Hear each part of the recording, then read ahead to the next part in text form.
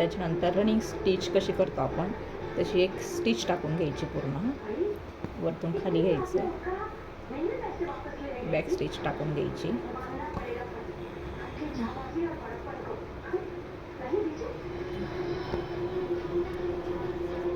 Back stitch टाकून घ्यायची पूर्ण.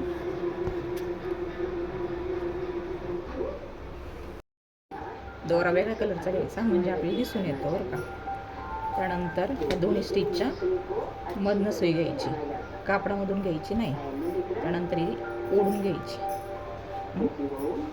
पुन्हा यातून घ्यायची दुसऱ्या स्टिचमधून, पुन्हा दुसऱ्या स्टिचमधून काढायची,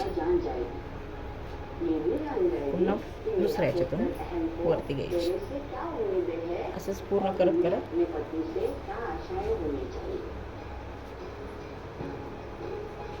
अशीच पूर्ण करत करत जायचं.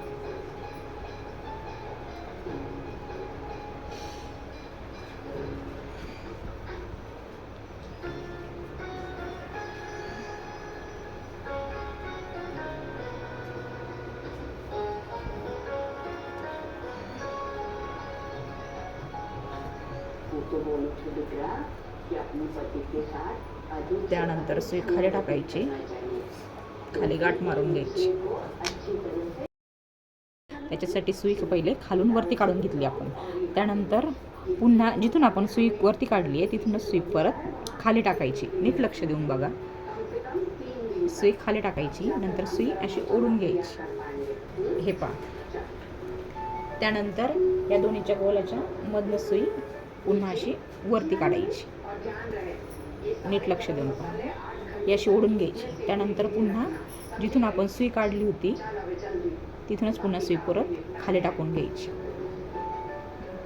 चेन स्टिच खूप महत्त्वाची, नीट लक्ष देऊन पहा.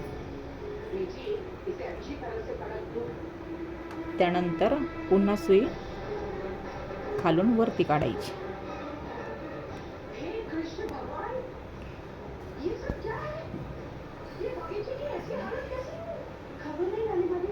त्यानंतर पुन्हा जिथून सुई काढली होती तिथून सुई पुन्हा खाली टाकून घ्यायची. हे असंच पूर्ण करत चालायचं. सुई अशी वरती काढून घ्यायची, स्टिच ओढून घ्यायची, चेन स्टिच.